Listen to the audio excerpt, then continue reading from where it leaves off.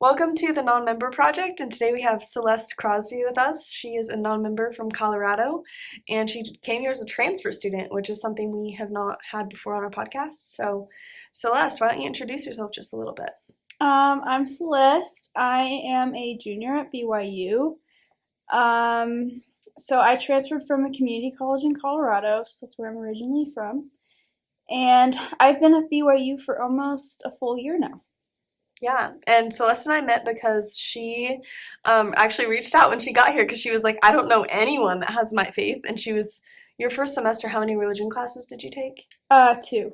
And it was like a spring, summer semester too, Yep, right? I took the Book of Mormon and the Eternal Family. And did you take non-LDS sections or did you take normal ones? I took normal ones, and I Okay. had no idea that they had non-LDS sections, so that was interesting. Yeah, and a lot of Yeah. students don't. We like get an email from the chaplain who works with all the non-LDS students to tell us which religion classes are available in each semester as non-LDS specific ones.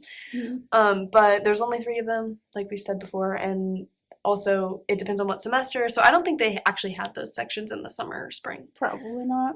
So yeah, you came in full force with just Yeah, religion classes. yeah. Do you remember like deciding to come to BYU? What did your family say about BYU? They were very shocked. But then I showed them the price tag, and they were like, "Oh, okay." And I was really impressed by a lot of the programs that BYU Mhm. offered, and I was just like, "Wow, this is such a good school, and it's so affordable. Mhm. Might as well do it." And over time, my parents were like, "Yeah, this school seems like a really good choice for you." So, and they're very Yeah. supportive of me going here. Yeah. I think most of our parents are. Yeah. I feel like everyone thinks like, "Oh, they thought you were crazy," and I guess they kind of do at the beginning, but Yeah, maybe a little. Yeah, but they warm up yeah. to it. Yeah, it's Yeah. good. So what do your parents say now? Like I know, okay, my parents will like tell people that I go to BYU, but Hmm. they're like super introverts, so they don't really explain it. They're just kind of like, Leah goes to BYU, and then unless someone asks, they just let people assume that they're LDS because that's the natural Yeah. assumption. Yeah, a lot of when my parents run into old friends, they'll say, "Oh yes, let's go to BYU," and they'll be like, "Oh, you guys are Mormon." And they're like, "Oh no, we're not. We're not. She just goes there." And they're like, "Oh, I didn't Yeah, even know that non-members could go there." true. Um, Yeah, so, people even outside of BYU were like, "You guys exist?" hmm. Yeah, most people don't know that you can come here as a non-LDS person, I guess. Yep. But But makes here we sense. Here are. we are. And Yep. we fit in, so we definitely have an interesting experience where most people would never guess that we're not LDS. So they'll like walk up to you and talk to you as if you're LDS. Hmm. So do you have any experiences you can remember where someone just assumed you were LDS and it kind of put you into an awkward situation? Oh, all the time. So, anytime I get hit on by a guy who'll be like, "Where'd you serve your mission? What ward are you in?" I'm like, well, I'm gonna have to break the bad news to you. I'm not in a ward, and I have not been on a mission, and I don't plan to. So, Yep. yeah. Sorry, we're not RMs. Yeah. Or people are just very shocked. A lot of students here Hmm. have no idea that non-members go here. They're like, "What? You're not? Wow!" And it's really interesting seeing their reaction. What program are you in? I am in the political science program. Awesome. Yeah, we have really good international studies because most people here went on missions and a lot of those are international. So Yeah. it's really easy for people to kind of walk into that world after Hmm. serving a foreign mission. And Yeah. I know I really appreciate the experiences that so much of our campus have had in other countries. So Yeah. yeah. So when you decided to come here, were you looking at other schools or did you just look at BYU? I was looking at schools mostly in Utah. Hmm. So this is not very smart of me, but I only applied to BYU and the University of Utah. I liked Utah because it was out of state. I didn't really want to go to school in state. Hmm. And it was close to home. In Colorado, it's like a 7 hour drive, so it Yeah. wasn't too bad. And I liked Utah. So I was like, yeah, I want to go to school in Utah. So I got into Utah and BYU, and I chose BYU. Awesome. Yeah. So your first semester was a culture shock. We kind of already talked about it a little bit. But do you Yeah. remember any experiences you had when you first got here? You're taking 2 religion classes. It's spring, summer, so like campus is pretty empty for the most part, except for when you're in class. What are some things you noticed immediately when you got here or like through your religion classes that kind of shocked you? Some things I noticed are, so it was pretty warm when I first started here, so I'd wear, shorts to the store. And people would stare at me, and I was like, what? Why are you looking at me? It was really weird. I just noticed people would stare at me, and I thought it was really odd. That was one culture shock. And also, it blew my mind how empty it is here when on Sundays everyone's at home at church. That was interesting to me. For anyone that doesn't know about BYU, our campus shuts down on Sundays. You can't go anywhere in the buildings except for church, and then all the buildings, basically all of them, are used as church buildings. So every room kind of has like its own congregation meeting in it. Ward. Yeah, so. Yeah, and I was just, I don't know, I was just shocked by Utah in general. It's just a very interesting place. It is. Yeah. Yeah, there's so many things I forget because I've been here for like 4 years now. Yeah. And you're right, when you like go to the store wearing something that's not garment appropriate, sometimes you do get stared at. It's really weird. Because even things that aren't like immodest per se in our culture at least, tend to be looked at. Or wearing a cross. That's another thing I've gotten stared at. Though, hasn't it? It has? I don't know. I feel like when I first started here, I'd wear, a cross, and people would, like, look at me weird. I'm like, why are you looking at me? What am I doing? And I'm like, oh. Wearing a cross. Yeah. What religion do you identify as? I identify as, so I was raised, I guess, kind of an in-between Christian, I guess. But I'm starting to lean more toward Catholicism. I identify with that the most, I would say, ideologically. Yeah, so have you kind of come into your faith as more of a Catholic believing person than I guess like a general evangelical person while you've been at BYU? No, I was leaning toward it before starting at BYU. But one thing that I did notice when I started here is how much pressure there is to be devout. So, in my opinion, I don't think that, you have to go to church every Sunday to be devout. I think that you can still be devout and not, I think it's more than just going to church. And I feel like people here judge you on that, and there's just like this social pressure to be someone who is very publicly religious, if that makes sense. Like, displaying their religion in a public way. And there is kind of a feeling like you aren't accepted if you are someone who, isn't, super public about it. Yeah. Like a huge social pressure on that. Right. And we do have a lot of non-LDS students that can thrive here because they have a certain level of orthodoxy in the faith that they do hold. And I do think you're right that it's more difficult if you don't have an orthodoxy in a different faith, because a lot of people here will say, and I'm sure you've heard this, they're like, oh, you're not LDS? But then they're like, but like, do you have a religion? And if you're like, oh, yeah, I'm Christian, they're like, oh, okay. But if you're like, oh, not really, they're kind of like, interesting. And I've heard that with some of my friends in like classes where we've been with LDS people and I've been with them. And yeah, it's definitely like orthodoxy is very valued here. And with orthodoxy, like you said, there's other ways of being devout in a religion.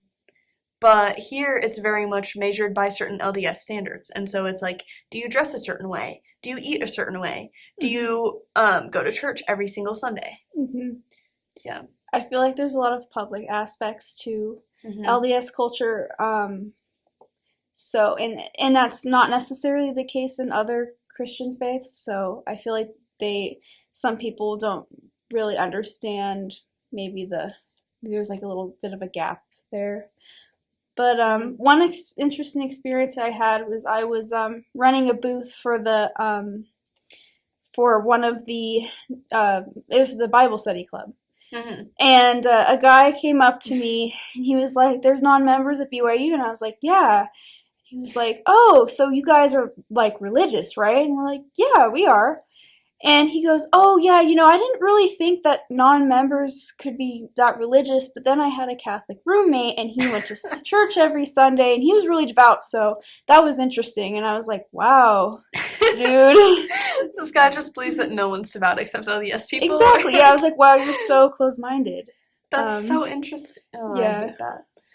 Yeah, I think that's what happens when you're insulated from other people and cultures. Yeah. It's really tough. And of course not everyone is. Like, we have a lot of good experiences with super cool people here, but yeah.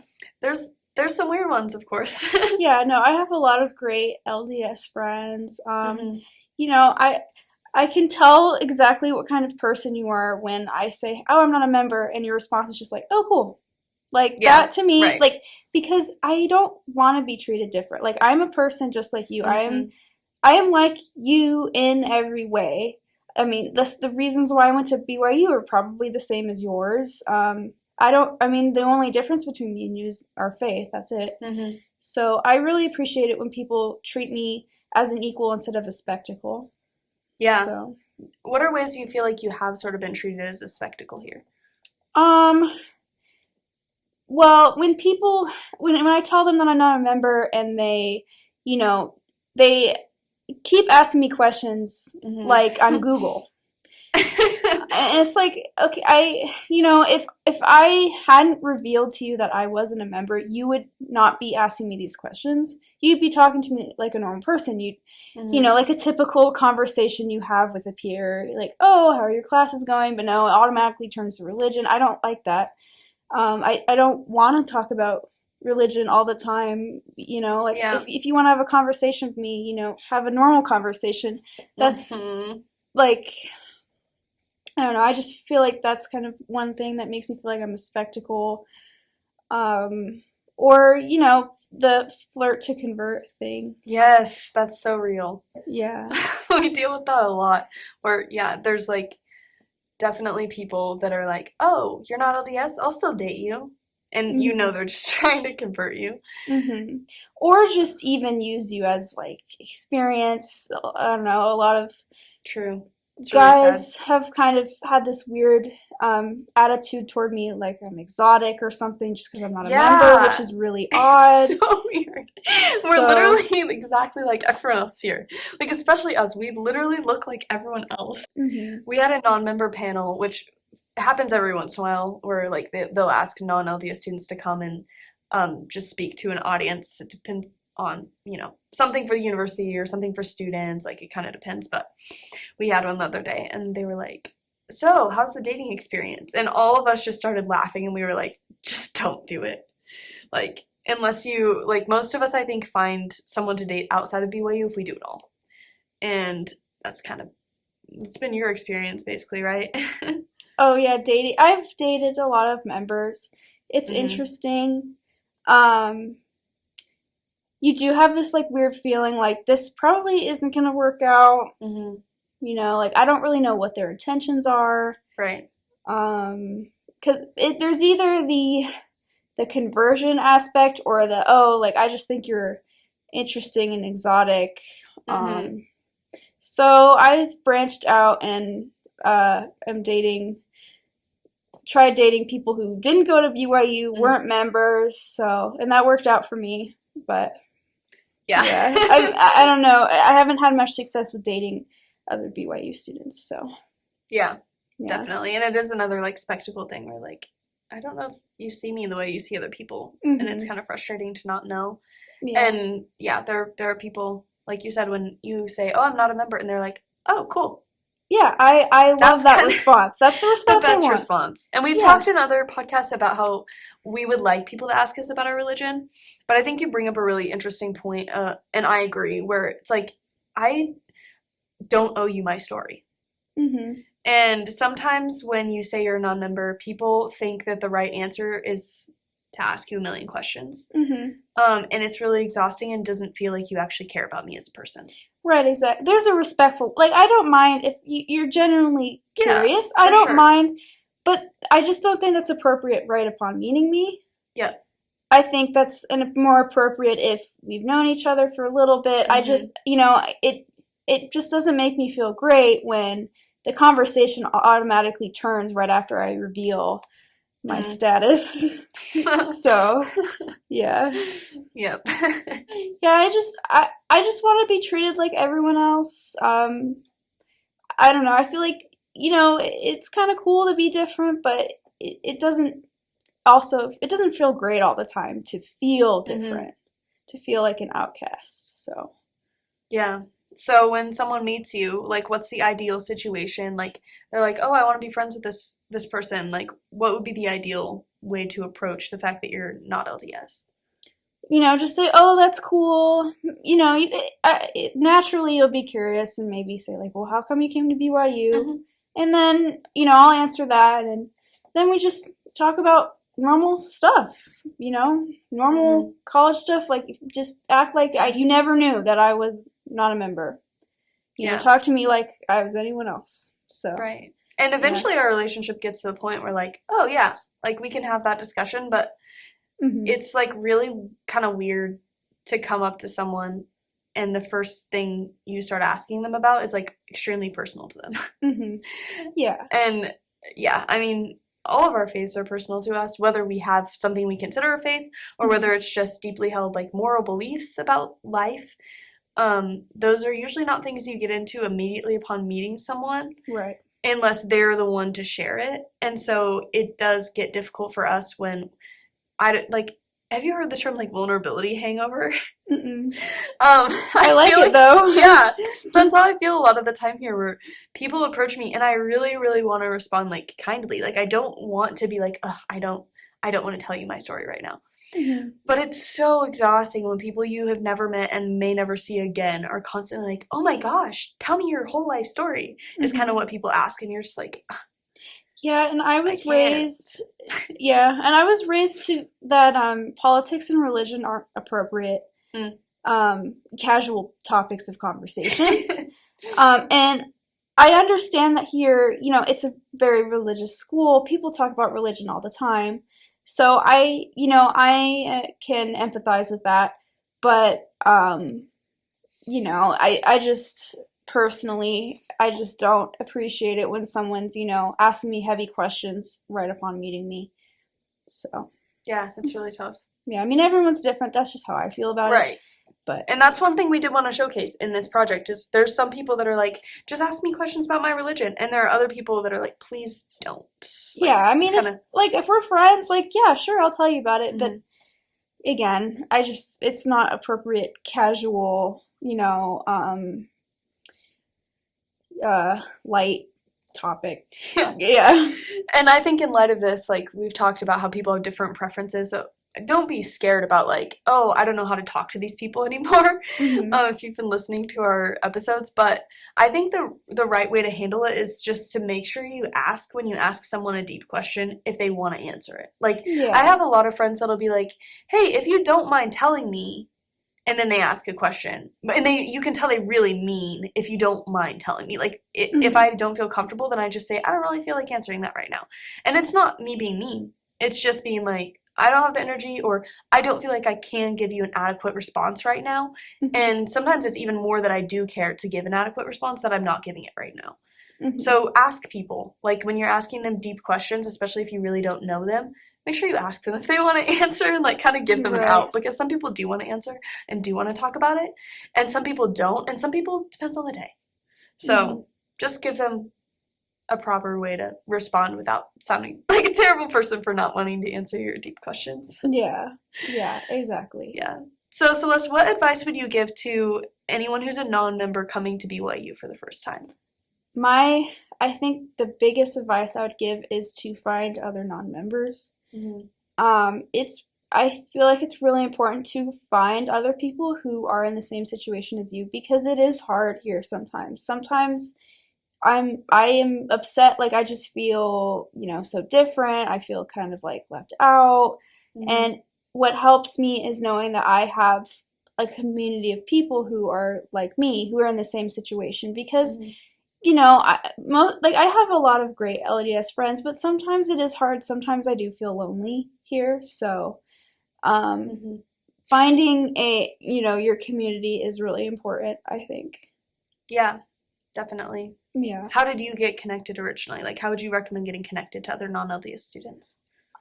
So I was looking through the club list, and they had a couple of different clubs for, um, different like faiths that weren't LDS, and I found Leah, and I emailed her, and that's how I met Leah, and Yeah. then she introduced me to everyone pretty much. So yeah. Yeah, we have a lot of really cool friends here, Mhm. and there is kind of like a network of non-LDS students. Mhm. We don't have like official like meetings or anything. Like Yeah. the school gives us like a cookout through the chaplain like once a semester where you can sometimes meet people, but I feel like people are usually busy during it. Mhm. So there's a lot of like good connections that happen there, but I feel like it's mostly the PhD students and other grad students. So most of the networking just happens like when you meet people in religion classes and figure out who's non-LDS, and then from there, like they know other non-LDS people because once Yeah. you know one, you know. Like I Mhm. can walk around campus and be like, they're non-LDS, they're non-LDS, which Mhm. is terrible. But you kind of get a feel for like who's part of the non-LDS group and who's not. Yeah. Yeah. Yeah. So what would you say to members that are trying to approach like non-LDS people on campus? Just treat us like you would treat anyone else. Hmm. Don't, we don't need special treatment or anything like that. Just treat us like anyone else. Like we're like you. That's all I ask for, really. So, Yeah, I agree with that. yeah. What would you say, like, if someone asks you, what is the biggest thing you wish that the LDS people understood about being non-LDS at BYU? Like, what would you want to drive home with people? That it is hard to go here. It's really hard to feel different sometimes. Sometimes it gets to you, and me saying that I don't appreciate, tons of questions on religion. I'm not trying to be mean. I don't want to feel different all the time. And Hmm. that's one thing that makes me feel different. So, just maybe be sensitive to the fact that it is hard to be, such a minority here. Um, Yeah. and that we respect your beliefs and we love you guys. We Yeah. just, we just want to be treated like everyone else. Yeah, Yeah. and understand that it's hard sometimes, especially when a lot of events are LDS oriented, Hmm. through the church, through the ward, stuff like that. So, Yeah. yeah, and we're not, like I'm not gonna go to sacrament meeting, Hmm. and that's how people meet each other. So, just maybe that True. we're a little lonely sometimes. Yeah. Yeah, and I really appreciate you sharing that because I think Yeah. it's really difficult for people to share like the harder side of things. Mhm. Like usually tend towards like the optimistic, like, oh no, like it's great. And Celeste and I both have a good education. We're glad that we're here. At least Mhm. I think you are. Yeah, I I know I am. am. Yeah. Like we're happy we chose BYU. We know it was the right choice for us. But that doesn't negate the fact that, like you said, there are some times where it's extremely difficult to be the 1%, to be different. Mhm. And yeah, just being sensitive to the fact that we're resilient people. We don't need you to like baby us about anything Right. or like be like, Mhm. oh my gosh, I'm so sorry. Like, you don't need to apologize to us. Mhm. Just being aware that like there's days that are difficult. And sometimes, I go home and I'm like, everyone here does not get me. Mhm. And so that's why you said, have friends that are non LDS that kind of understand the experience that you're having. And you Mhm. can kind of turn to them in the moments where you don't feel like you fit in here and Yeah. yeah, commiserate a little bit. Because, yeah, I mean, sometimes you need it. Sometimes you Yeah. just gotta kind of have dinner with some people to get it and let it out a little bit. Mhm. And yeah, Yeah. it's a lot of laughter. I feel like Tot- whenever we hang out with all of our non-member friends, it's like we're just laughing the whole time. Yeah. Yeah. Yeah, it's so much fun. Yeah. It is. But do you have any last thoughts for the people? I love BYU. Definitely was the right choice for me. It's a Hmm. great school. Um, I have some amazing friends here, LDS and non-LDS. But yeah. Well, thank you so much for coming on. Thank you for giving Well, us thank you all of for your honest opinions. We love you. yeah, thank you for inviting me. You're so welcome. And yeah, if you guys can like and subscribe, apparently it gets us engagement. So yeah, if you think this is a valuable project, we would appreciate your engagement. Thank you. Okay.